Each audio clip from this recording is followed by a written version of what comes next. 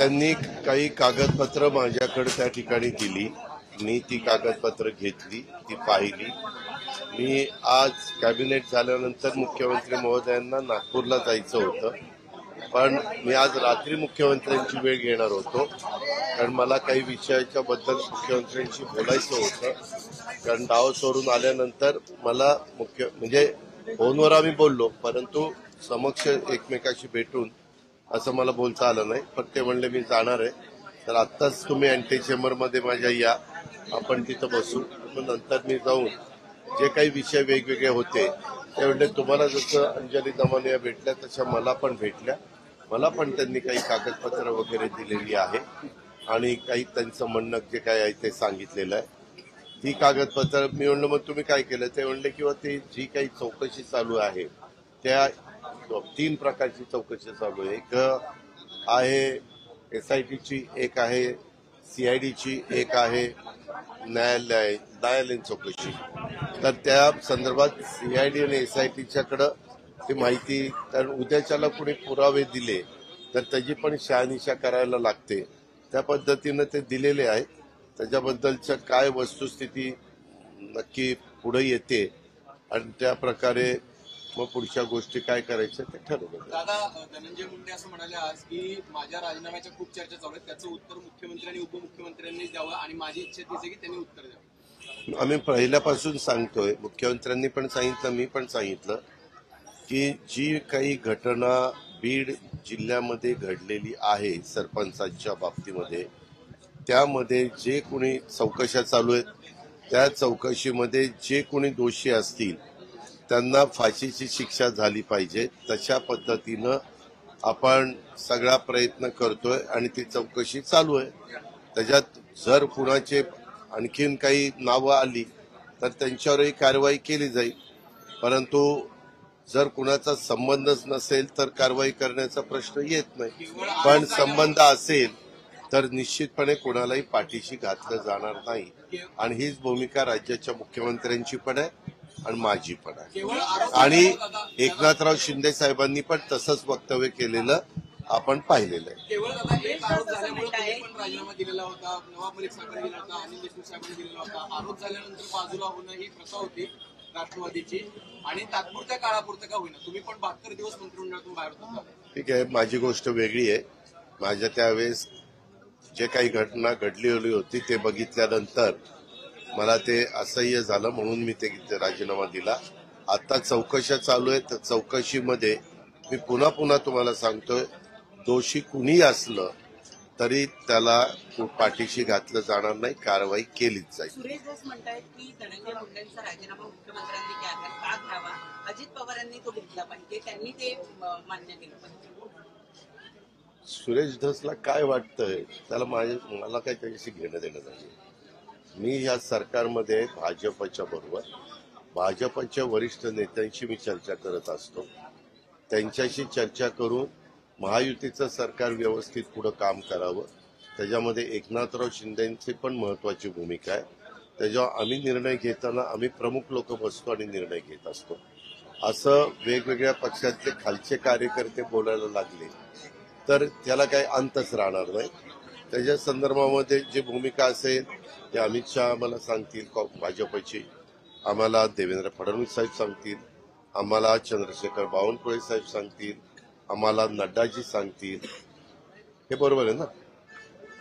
परंतु दादा धनंजय मुंडे हे सातत्यानं माध्यमांवरती खापर फोडतात. एकीकडे महायुती मीडिया ट्रायल सुरू आहे, परंतु महायुतीचे नेते मंडळी जे आहेत ते धनंजय मुंडेवरती आणि वाल्मिकांवरती आरोप. महामंडळ नेते मंडळी नाही, खालचे कार्यकर्ते. नेते मंडळींशी मी संपर्कात आहे. तुम्ही कुणाला नेते समजता ते मला माहिती नाही. मी ज्यांना नेते समजतो ते वेगळे आहेत आणि तुम्ही ज्यांना नेते समजतात ते माझ्या दृष्टीनं पक्षाचे नेते नाही.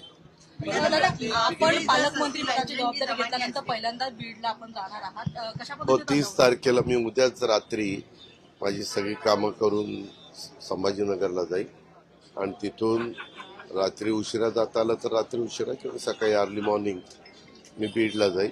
अर्धा दिवस मी बीडला आहे. मी तिथले पालक सचिव वाघमारे आहेत त्यांनाही मी सूचना केलेली आहे की तुम्ही पण या, कारण पालक सचिव असले की आणखीन मला सोयीचं होईल. आणि बाकीचे जे कोणी डीपीसीचे मेंबर असतात त्यांनाही निमंत्रित केलेलं आहे. डीपीसीच्या करता जे अधिकारी वर्ग लागतो त्यांनाही सूचना दिलेल्या आहेत. म्हणून दुपारी तिथून निघून मग संध्याकाळी आपली ह्याची मीटिंग आहे पुण्याची. मी पुण्याची मीटिंग करणार आहे जिल्ह्याची, म्हणजे डीपीसीची. दादा, नाना पटोले असतील, सुप्रिया सुळे असतील, हे सगळे वारंवार हे म्हणतात की आजपर्यंत नैतिकतेच्या आधारावर अनेक जणांनी जेव्हा आरोप झाले तेव्हा राजीनामे दिले. या सरकारमध्ये नैतिकता राखली नाही आणि म्हणून ते धनंजय मुंडेंचा राजीनामा घेतला. आमच्या सरकारमध्ये नैतिकता आहे का नाही हे आम्हाला चांगलं माहिती आहे. बाकीच्यांनी फुकटचा सल्ला देण्याची गरज नाही. सुप्रिया सुळे असं म्हणत आहेत की या प्रकरणामध्ये, बीडच्या प्रकरणामध्ये अजित पवारांना टार्गेट केलं जातं. भाजपकडे मला त्याबद्दल काहीच म्हणायचं नाही. आम्ही भाजप, शिवसेना आणि राष्ट्रवादी काँग्रेस या 3 पक्षाचं सरकार आहे.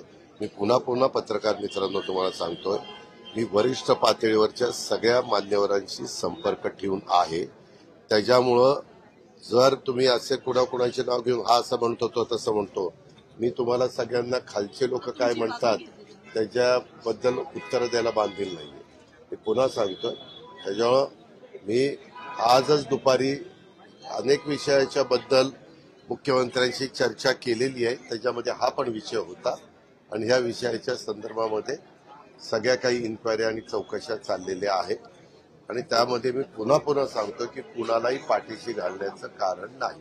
अख्ख्या महाराष्ट्राला माझा स्वभावही माहिती आहे आणि माझी कामाची पद्धत पण बाबा माहिती आहे. सिद्दीकींची हत्या झाली, तुमच्या पक्षातले नेते होते. आता झिशान सिद्दीकीचं स्टेटमेंट जे आहे ते बाहेर आलेलं आहे. झिशान सिद्दीकी यांनी 10 बड्या बिल्डरांची नावं त्यामध्ये हे टाकली आणि स्टेटमेंट म्हणजे सूत्रांच्या माहितीनुसार आहे. सूत्रांच्या माहितीनुसार सूत्र अजून मला बघायचं. मी सारखं म्हणतोय त्या सूत्राला आपण पारितोषिक देऊ, त्याचं अभिनंदन करू, कौतुक करू. कारण आम्हाला पण ते सूत्रांमुळे बरंच काही प्रश्न विचारले जातात आणि उत्तरं घेतली जातात.